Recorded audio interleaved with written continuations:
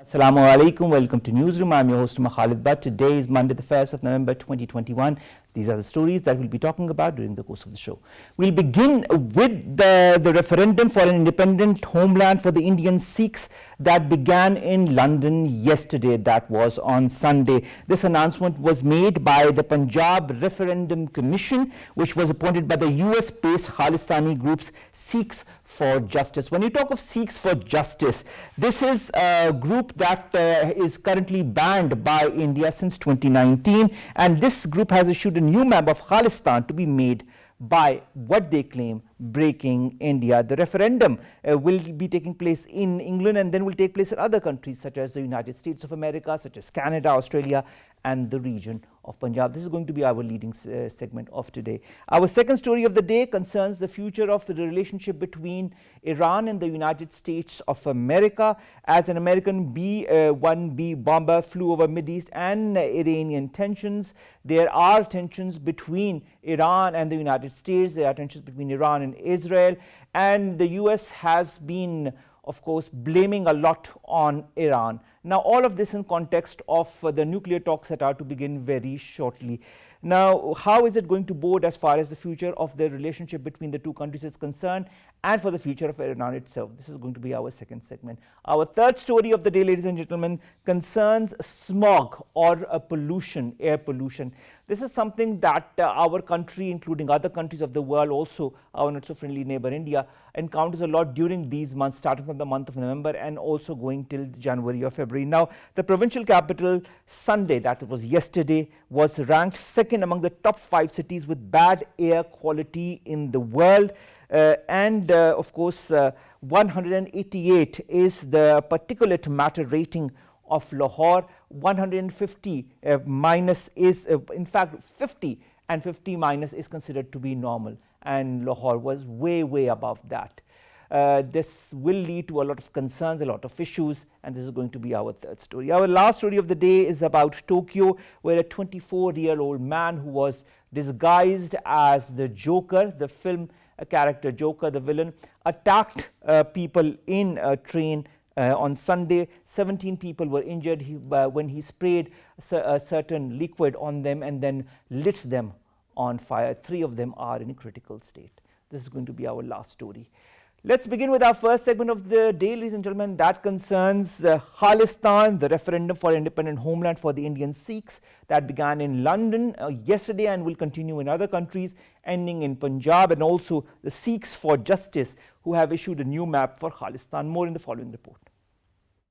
The saffronization of India, spearheaded by Hindu nationalist BJP, has rendered the country as nightmare for minorities and low-caste Hindus. In order to circumvent the prospects of persecution or genocide by Hindu fundamentalists mobs, thousands of Sikhs across the United Kingdom took part in a referendum for an independent Sikh homeland, Khalistan, at the Queen Elizabeth Centre near the British Parliament. The voting, organised by Sikhs for Justice, started at 9 a.m. and continued till 6 p.m. under the supervision and monitoring of a non-aligned panel of direct democracy experts, the Punjab Referendum Commission. The Sikhs for Justice is a US-based freedom movement that supports the succession of Punjab from Indian strangulation for the creation of Khalistan. Founded and primarily headed by lawyer Gurpatwant Singh, the Sikhs for Justice has released a new map of India showing not just Punjab but Haryana, Himachal Pradesh and several districts of Rajasthan and Uttar Pradesh as part of Khalistan. The day of referendum holds special relevance for Khalistan cause pertaining to Indian Premier Indira Gandhi's assassination in 1984 for ordering Operation Blue Star in a bid to crush the Sikh movement by merciless state apparatus. Operation Blue Star is the wound that can never heal, as the brutal Indian military action at the Golden Temple in 1984 has left a lasting impact on generations of Sikhs. The Hindu majoritarian agenda propagated by Modi government has reignited the Khalistan movement, as Hindutva doctrine is crushing all other identities of the country. Qamar Cheema, who's a renowned analyst and a foreign affairs expert, joins us online. Qamar Cheema, thank you very much to have joined us. Qamar Cheema, this referendum that began yesterday in London, this Punjab Referendum Commission, as well as the Sikhs for Justice, this is a movement that has gained momentum in the last few years. Do you feel that this is going to go in a direction that India might not be happy about at all?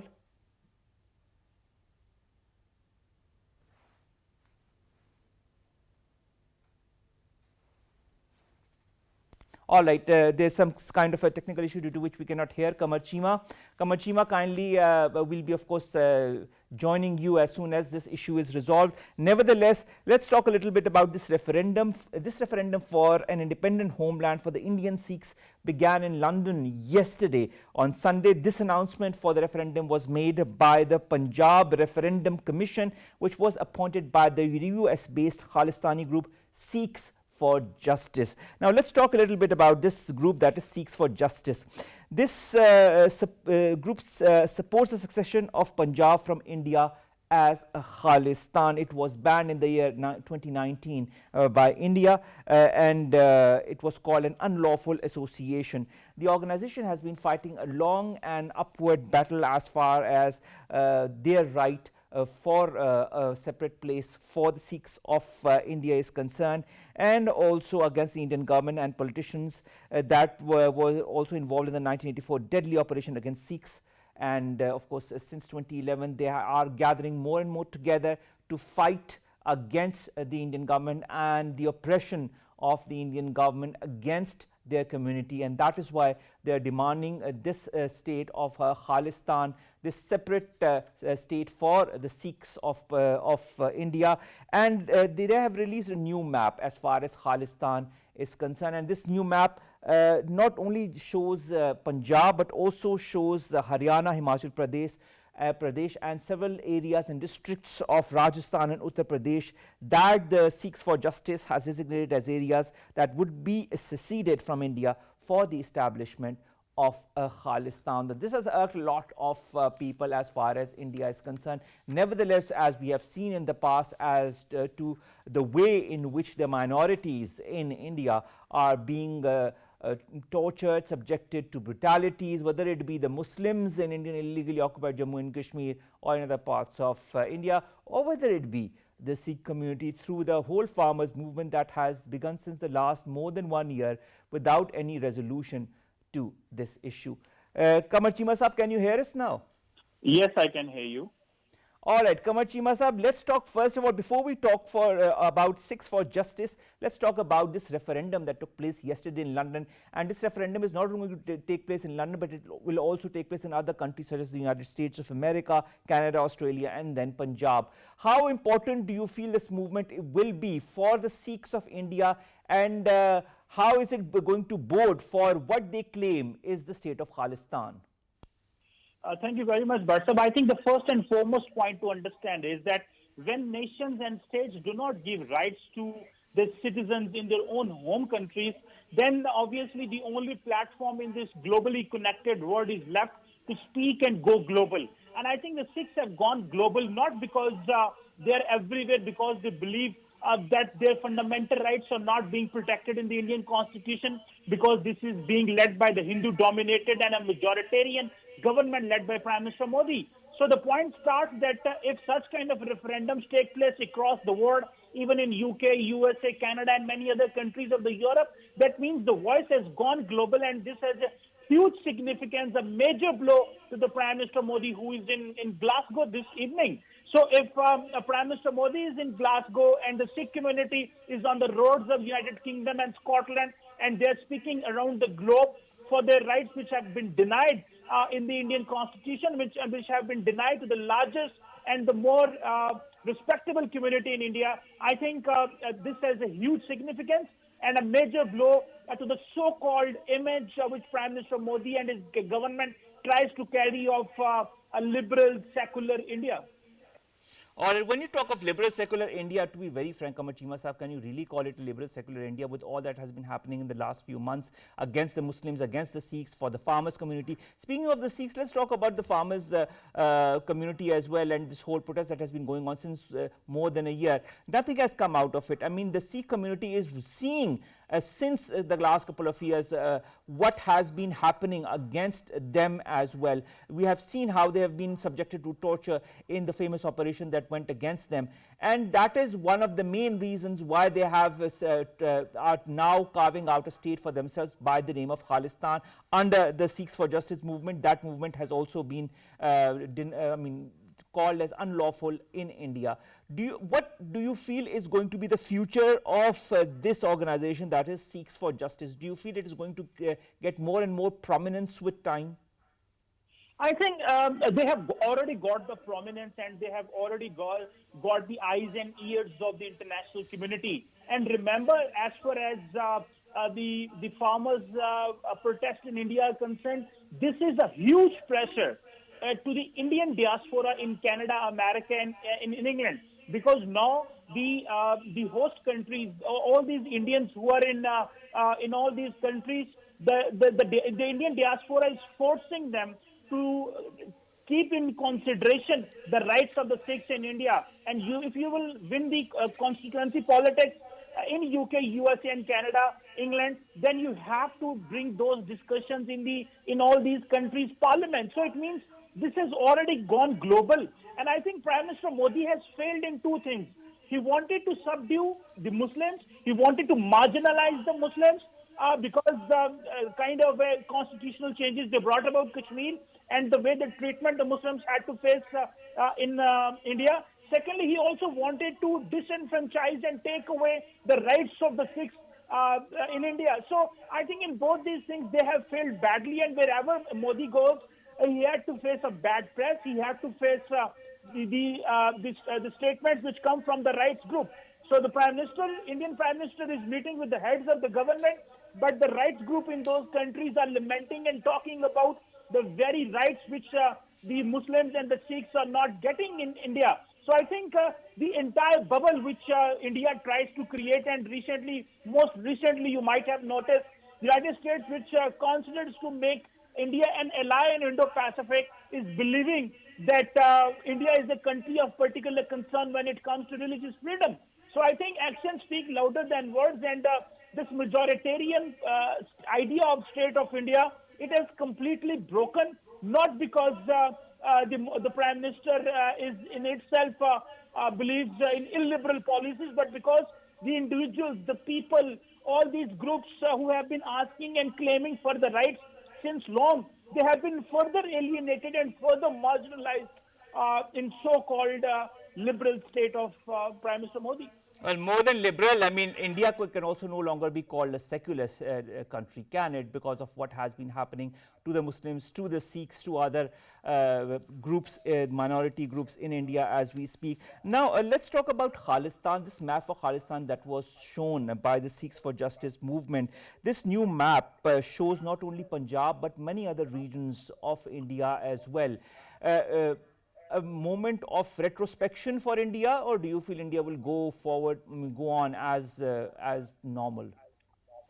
I think this Khalistan referendum also tells that the most politically aware and the most independent group so far, which has been clamoring and claiming their rights since decades, is the Sikh community. It is not that they are in India, but I think they are aware of their rights. They have been asking for their rights, and they have been contributing in India. And they believe that if we are contributing and we are not getting a fair deal or a fair share in Indian society, and they are not getting the autonomy or the status which they want. So I think this map which is being shared by them, they believe, and they have given a message to the entire Sikh community in India and across the globe that they are alive and they understand the sensitivities, and they will never subdue to whatever majoritarian policies are coming from Prime Minister Modi.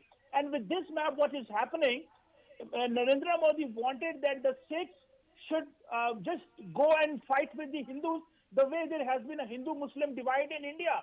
So a new divide which Prime Minister Modi wants to bring. The Sikh community has highlighted that in a very decent fashion by going for protest in shape of farmers' protest and going for such kind of referendum where they have kept their community, the souls, and the idea of a separate homeland of the Sikh community alive. This shows that how the community, the idea is very genuine. This goes deep into the hearts and minds of the people, not just in India but across the globe. So this is a point to ponder for the deep state and for all those right-wing Hindu nationalists who are controlling the affairs of the BJP, It is a RSS point to and ponder, TDMK. Qamar Cheema Sahab, but are they really pondering? Are they really thinking twice about what they have been perpetrating towards the minorities, whether it be Muslims or in this case the Sikhs of India? And this is not a persecution that has been going on of recent. This is something that has been going on since the last couple of years, and not just in this government but also in previous governments as well. There has been a major operation against the Sikh community as well in the past. Do you feel the Sikhs feel themselves as a normal part of India or a free or liberal part of India as we speak? And secondly, Qamar Cheema Sahab, do you feel that in the years to come, this struggle for liberating what the Sikhs of India call Khalistan will finally achieve its desired objective? Well, I think in this modern day, way, the way Khalistan activism has gone on social media, it has gone on the alternate media. This shows that the idea is very much genuine, and they have shown to the world that their voice cannot be suppressed. Their idea of separate homeland or this Khalistan activism cannot be suppressed. So this is now the Sikhs are in the third generation since they have been thinking, and that generation which is living abroad, they are just taking up this idea. So it means it is moving to the next generations. So if India believes that they have tried to control the Muslims because in the Kashmir, and they have tried to control the Muslims in India, they can also control the Sikhs. I think this is not going to happen. Although the Sikhs are not as much as the Muslims are in India, the Sikhs have kept their idea alive because majority of them, they have sent millions and billions of dollars in India, and they have given a boom to the Indian government. So they believe that if they're contributing in India, they need a separate identity as well, and that is why they have kept their activism alive. They have kept this that they should be recognized. If they are not being recognized nationally, they went global, they went international, and they are exercising their democratic right for freedom from India. So I think this is where not just the Indian government, but the media, which has been silenced, which is known as Badsaheb, the Godi media, which is just working as a public relation of offices of Narendra Modi, and every journalist is being called as a public relation officer for Narendra Modi because they just can't speak what is the reality, and they have to act and tell the idea of which is coming from the RSS. So this particular reality that the democratic rights and fundamental freedom and and this idea of Khalistan activism can be controlled by so-called those who are trying to be the mastermind of India, it is not going to work. All right, but if it does not work, and if this movement continues and gains momentum even further, do you feel that the desired objective that they want to attain, that is a separate homeland for themselves, Khalistan, and in the beginning it was just Punjab and now it is in so many other districts as well, don't you feel it's going to be a huge blow for a country that calls itself one that puts so many different communities and religions together as one? Well, I think all these areas, be it of Haryana, Himachal Pradesh, and Rajasthan, Uttar Pradesh, they are calling them as Khalistan. So it means that they just cannot be controlled, or they just cannot be left to, or they just cannot be cut to size the way they have been thinking. So in my understanding, what is coming forward and what is going to happen, on one hand, the Indians trying to color it and label it as if they are Punjabis. These are the Sikhs who are Punjabis. This is something very ethnic.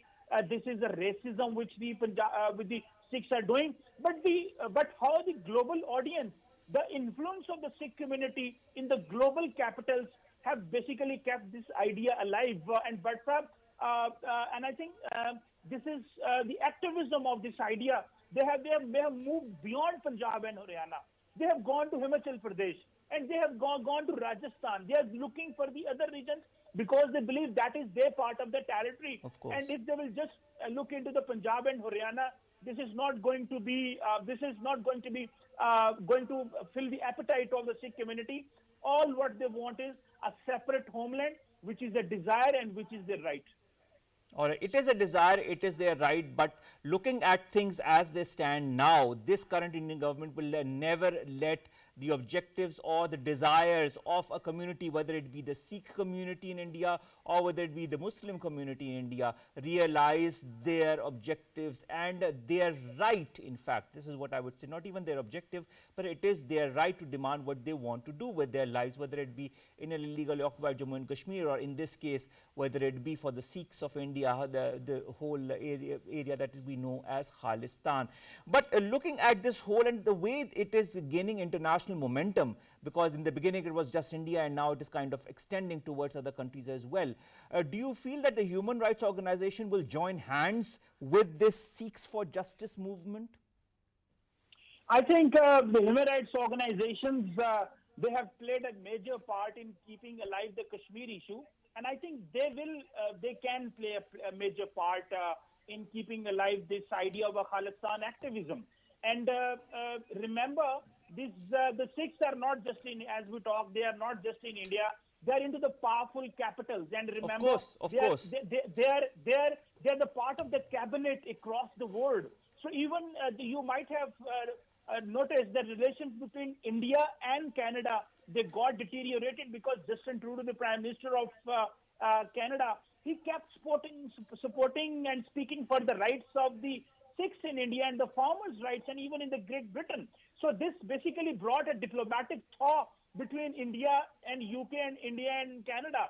So that means that all these rights organizations, they will keep looking into it, they will speak on it, but at the end of the day, it matters that how those nations can go for double standards, because when we believe, when they look for investments, when they look for India as a market, they just forget the fundamental idea which binds the global community together, the fundamental idea which binds this entire... Of course, and it all begins as a fundamental idea, Cheema Saab, and then it gains momentum. And then if there is a truth to it, there is a certain backing to it, it of course gains more and more momentum, as we have seen with the case of Indian illegally occupied Jammu and Kashmir, as we have seen with the case of Khalistan. Let's see what the coming months and years have in store for the people of India, the Sikh community of India, and their desired objective to create Khalistan, their homeland. Thank you very much, Cheema Saab, to have joined us for this very important segment. Let's go to our second story, ladies and gentlemen, that concerns the future of the relationship between US and Iran in the whole context of the JCPOA that is about to resume. But the US has a lot of apprehensions when it comes to Iran, and it blames Iran for deteriorating relationship with it and also with Israel. More in the following report. The Iran-US standoff remains one of the most debilitating geostrategic challenges of the Middle East as periodic escalation of tensions threaten regional order. Iran-US equation is mired in stalemate since unilateral American withdrawal from spectacular multilateral initiative Joint Comprehensive Plan of Action, under which Iran curtailed nuclear work seen as a risk of developing nuclear weapons in exchange for a lifting of global sanctions. Iran's nuclear program is not the only bone of contention, as United States issued a fresh round of Iran-related sanctions tied to an Islamic Revolutionary Guard Corps drone program that it alleged threatened regional stability. Washington further argues that it's unclear if Tehran is willing to rejoin the nuclear talks in a meaningful way. Despite other parties to Iran nuclear deal advocating for a negotiated solution, incumbent U.S. President Joe Biden said that the United States will respond to actions Iran has taken against Washington's interests, including drone strikes. Demonstrating military readiness for any contingency or mission amid ongoing tensions, the U.S. Air Force said that it flew a B-1B strategic bomber over key maritime checkpoints in the Mideast, escorted by fighter jets from allies. The B-1B Lancer bomber flew over the Strait of Hormuz, a strategic route for global oil shipments through which 20% of all oil traded passes. It also flew over the Red Sea, its narrow Bab el-Mandeb Strait, and Egypt's Suez Canal. Meanwhile, an Iranian general has alleged that Israel and United States were likely to have perpetrated a cyber attack that interrupted the distribution of fuel at service stations. With the US-Iran friction dominating global headlines, mounting tensions between Washington and Iran have raised fears of a military confrontation.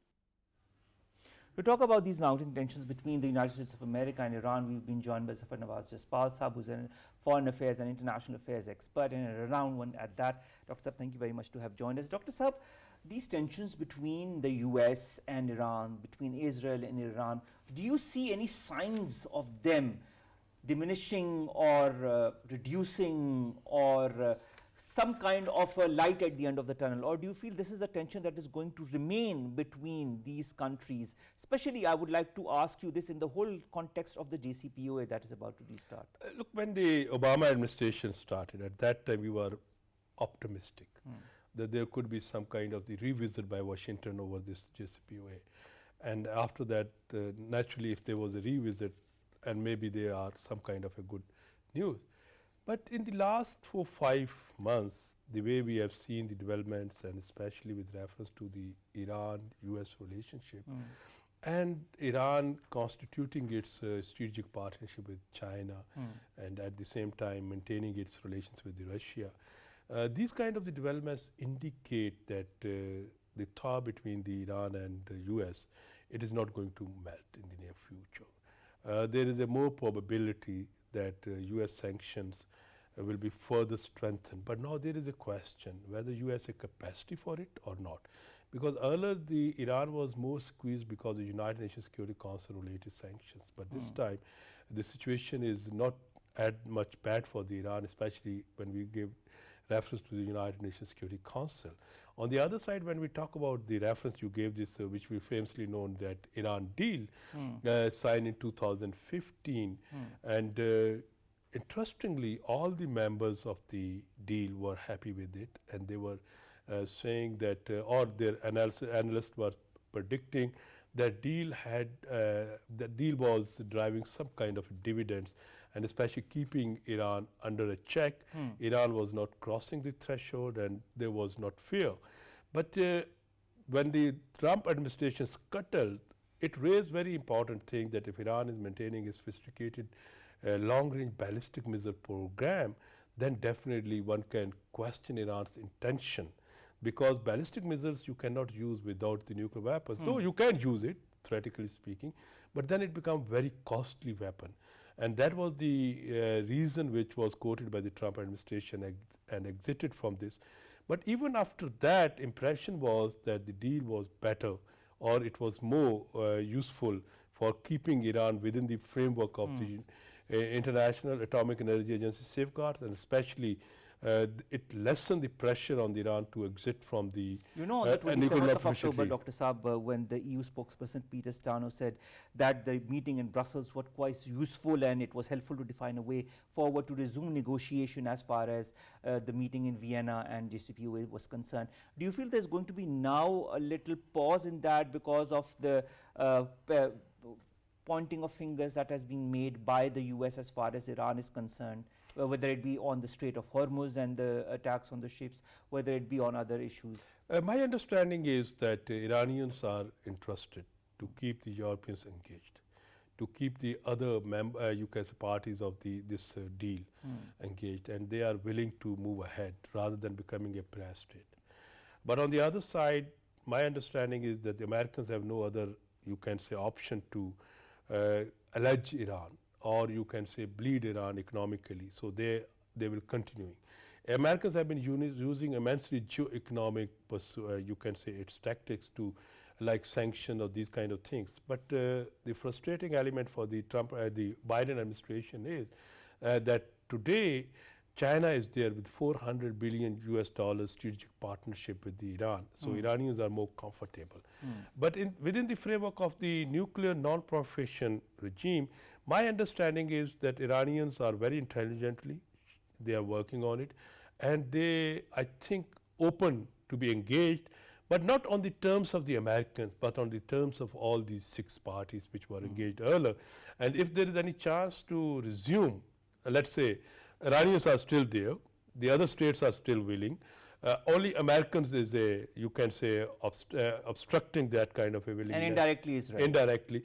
So it's in the Iran's interest that it could be revived, and at the same time it is also in interest in the nuclear non-proliferation regime, because then the Iranians will be not going to increase their capacity to enrich the uranium. But here we have to not forget, even this tension continues. Iranians, being a member of the NPT, have a legitimate right to enrich the uranium for civilian use or peaceful use. Similarly, Iranians can maintain reprocessing if they had. So by this way, whatever the Americans are doing, for example, we have sometime heard that there is a cyber attack on the Iranian facility, there was an indirect way of killing of the Iranian scientists.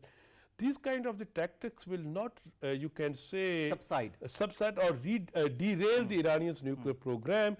These kind of tactics would be further strengthening the Iranians' resolve to master in the what you call it nuclear know-how. Now, I am not in a position to say that whether they cross the nuclear threshold and become a nuclear weapon state, and for that they have to withdraw from the NPT.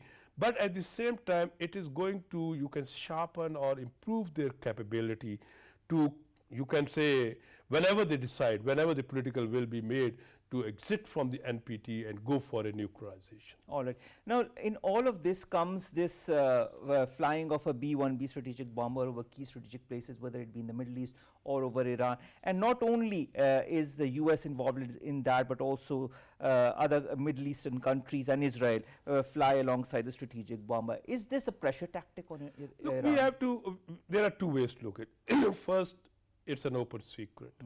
The American bombers, they fly at the speed or at the height within the Middle East or even in the many Asian countries. No one can interrupt them, and no one will be going to take a risk to you can say disturb their flights. This is number one. Then their allies in the Middle East, they were also that could be two ways to look at. First is that they were conducting some kind of a joint exercise, keeping in mind future. Second is that which we have to take into account, that when there was a debate in the United States to withdraw from the Afghanistan, at that time or even since one decade I can say, among the American strategic scholars or their, you can say, policy makers, this dialogue has been taking place, that where they have been contemplating how to maintain the sole superpower military rate in the rest of the world, and provided that they cannot have a foot on the ground. So if they do not are planning to send their troops, then they are planning for surgical kind of strike, for this kind of a punishing tactics rather than what you call it bite and holding tactics. And if that strategy is maturing, then definitely this kind of flight is a signaling that we are here, we have a potential, wherever we want to bomb we can, and you cannot interrupt it, and you have to pay the price.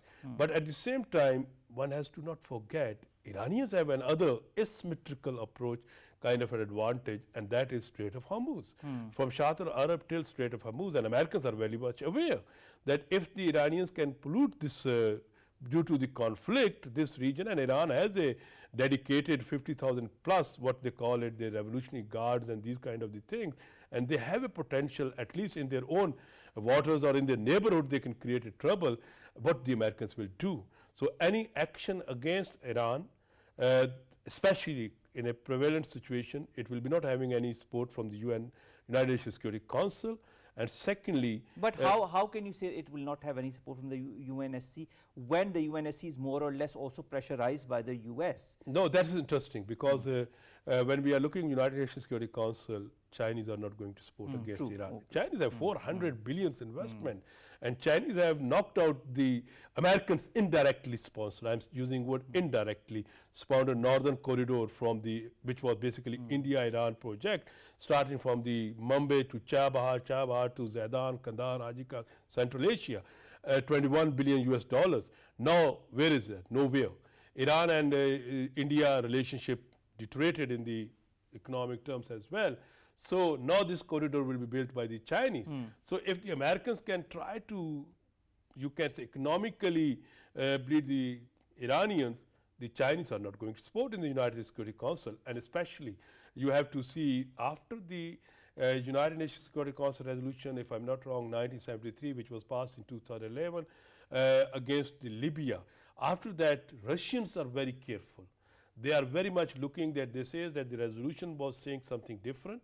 Its literal and word meaning was different, but the way it was executed against the Gaddafi, it had a different impact. So that's why Russians will be not going to support to the Americans.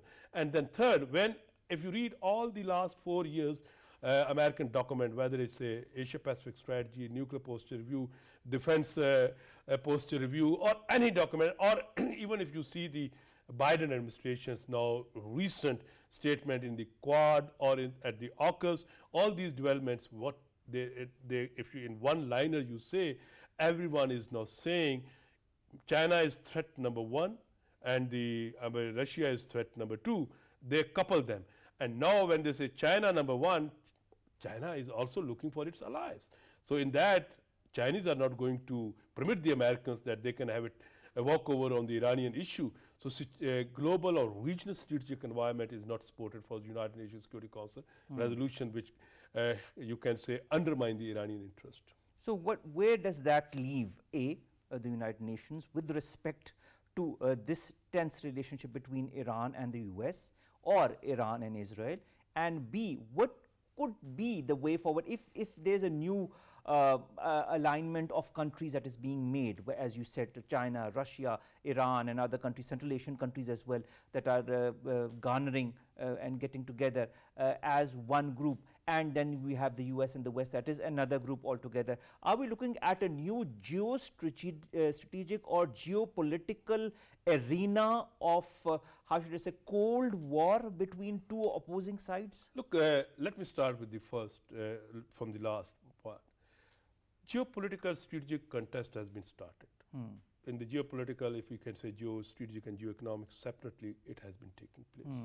And whether we refer it as a replica of the Cold War or not, but some kind of the great power strategic competition is there, and it is maturing with every day. So now it's difficult whether we give it, or we can simply say last 20 at 40 from 1950, 60, 70 kind of a strategic competition is there. This is number one. Number two, who will my understanding is that Iranians are very mature and shrewd in the on the diplomatic chessboard. Similarly, Americans will not take a risk. Israelis are equally mature. So this, when I'm using the word maturity, my understanding is that there will be show of power. There will be a proxy kind of a indirect way of that has been happening in the past as well. But same kind of, but typical aggression on Iran will be avoided. So far, Iran will not take a major initiative to bleed the Israeli or American interest. But my understanding is the Iranians are equally cautious. And now, second point, the biggest casualty of this entire triangular tussle, keeping in mind Iran, would be the nuclear non-proliferation regime. If this kind of a thing continues, then Iranians may think alternatively that, keeping in mind two examples, example of the Iraq, example of the North Korea. In the Iraq hadn't had nuclear weapons, and Americans went for Operation Iraqi Freedom in March 2003. And if there's a nuclear in North Korea had or possesses nuclear weapon, and that's why Fire and Fury was not materialized, and later rocket was able to check the big Trump, and there was summit process. So the recent history indicates us that if they continue these kind of the show of power, especially like B-52 or these kind of things, it may alarm the Iranians, and they may go for, because so far my understanding is Iranians are not realizing or facing or you can say concluding that their survival is at threat. All right. The moment they conclude it, then they will be exiting from the NPT, and then they will be going for you can say crossing the nuclear threshold, and they will be becoming a nuclear weapon state. One last question, but I would like just a one-word answer from you. How optimistic are you of the future of the JCPOA? I am not optimistic because JCPOA was very much based on the Americans, you can say interest, and Americans are not willing to start it without engaging Iran or without including with it ballistic missile program of the Iran, and Iranians are not willing to compromise on their ballistic missiles. All right, so a lot of question marks remain as far as where this GCPO is going to move forward or in which direction it will go. Thank you very much, Dr. Zafar Nawaz Jaspal Sahab, international affairs expert, who have talked to us about this very important tangent or very complex tangent of relationship between the United States of America and Iran, and in the midst of it is the JCPOA, the nuclear deal between Iran and the P5+1. Thank you very much, sir, to have enlightened us on that. Let's go to our last two stories, ladies and gentlemen, very quickly. Let's go first of all to Lahore, which is the provincial capital of Punjab. On Sunday, it has again been ranked second among the top 5 cities with bad air quality across the world. The first, of course, is Delhi, but this happens almost every year around this time. Starts end of October, beginning of November, goes till January, February. We see a lot of smog, bare visibility during daytime. We know a lot of times the motorway is closed as well at certain times of the day. Now, the United Nations Environmental Protection Agency regards air quality satisfactory if the AQI is under 50. But what happened in Lahore was that the particulate matter rating was that of 188. That classifies the city under the unhealthy category of air quality. We need to be very careful. We are also at the mercy of what we call climate change. Although the government is doing all it can through its different policies, nevertheless, the onus lies also on the people of Punjab to be extremely careful of these very months where air pollution increases and the indexes go to extremely high levels. We need to be also very careful for our children's sake and also for their health's sake when things and diseases such as the COVID-19 are also on the rise and still are present. Let's go to our last story, ladies and gentlemen, and that concerns Japan. A 24-year-old man attacked passengers on a Tokyo train line. This happened on Sunday evening. 17 people were injured where they were heading for Halloween parties in the city. This man was dressed as Joker. You know, this is a famous DC character. And what he did was he sprayed a certain material and then lit the people on fire. 17 people caught fire. They were injured. Of these 17, 3 are in a critical state in a hospital. People didn't understand why what happened exactly happened, but such crimes have been seen in Japan of the last few times. 10 people were injured by a knife-wielding man in another Tokyo commuter train in August this very year, just 2.5 months back. In 2019, a man attacked a couple of school children waiting for a bus in Kawasaki, killing 2 and injuring at least 18 others. We understand it's Halloween, we understand you want to scare others, but there's a difference between scaring people and injuring or killing people. You need to understand that difference. With that, we come to an end of today's newsroom. We'll see you inshallah tomorrow with news stories and segments that pertain to you, us and Pakistan. Till then, stay safe, follow the SOPs and get yourselves vaccinated against COVID-19. Allah Hafiz.